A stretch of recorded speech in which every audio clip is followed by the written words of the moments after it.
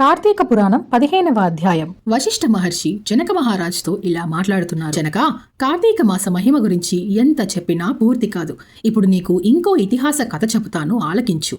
కార్తీక మాసంలో హరినామ సంకీర్తన చేయడం, శివకేశవులకు దీపారాధన చేయడం, పురాణం చదవడం లేదా వినడం చాలా పుణ్యమైనవి. చేయని వారు నరకంలో బాధపడతారు. కార్తీక శుద్ధ ద్వాదశి రోజున భక్తితో శ్రీహరిని పూజిస్తే అక్షయ పుణ్యం అంటే ఎన్నటికీ తరగని పుణ్యం లభిస్తుంది.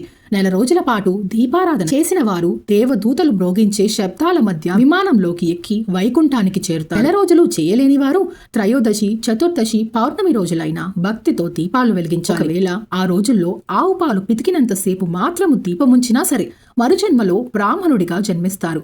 ఇతరులు వెలిగించిన దీపం ఆరిపోతే మళ్లీ వెలిగించిన పాపాలు పోతాయి. దానికి ఒక కథ ఉంది అని వశిష్ఠుడు ఇలా చెప్తున్నాడు. సరస్వతీ నది తీరంలో ఒక పాత దేవాలయం ఉంది. కర్మనిష్ఠుడు అనే దయగల యోగి అక్కడికి వచ్చి కార్తీక మాసం అంతా అక్కడే ఉండి పురాణం చదవాలని నిర్ణయించుకున్నాడు. ఆ దేవాలయాన్ని శుభ్రం చేసి నీళ్లతో కడిగి పూలు పెట్టి దీపాలు వెలిగించి ప్రతిరోజు భక్తి పూజ చేసేవాడు. ఒక రోజు ఒక ఎలుక ఆ దేవాలయానికి వచ్చింది. తినడానికి ఏమీ దొరకక ఆరిపోయిన దీప వత్తిని నోట పట్టుకుంది. దానిని పట్టుకొని ఉండగా పక్కనున్న దీపం జ్వాల ఆ వత్తిని అంటుకుంది. ఆ వత్తి మళ్లీ వెలిగింది. కార్తీక మాసంలో దేవాలయంలో దీపం వెలిగించబడినందున ఆ ఎలుకకు పుణ్యం కలిగి పాపాలు పోయాయి. తక్షణమే అది మానవ రూపంలోకి మారిపోయింది. ఆ యోగి ఆశ్చర్యపడి ఇలా అడిగాడు, నీవెవరవు?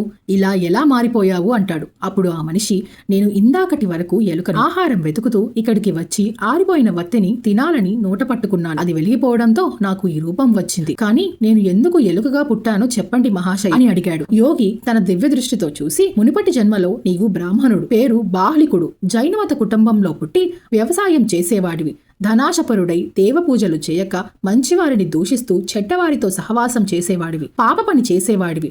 అమ్మాయిలను అమ్మే వృత్తి చేసేవాడివి. దాంతో సంపాదించిన ధనాన్ని పాతిపెట్టి పిసినారిగా జీవించావు. అందుకే యమధర్మరాజు శాపంతో ఎలుకగా పుట్టావు. ఇప్పుడు దేవాలయంలో ఆరిపోయిన దీపం వెలిగించినందున నీ పాపం పోయింది. నీ గ్రామానికి వెళ్లి పాతిపెట్టిన ధనాన్ని త్రవ్వి దాన ధర్మాలు చేసి భగవంతుణ్ణి ప్రార్థించు, అప్పుడు మోక్షం పొందుతావు అని ఉపదేశించాడు అంటూ వశిష్ఠ మహర్షి జనకుడితో చెప్పాడు. చూసారా, ఆరిపోయిన దీపం వత్తు వెలిగితేనే అతని పాపాలన్నీ పోయి మానవ జన్మ తీసుకున్నాడు.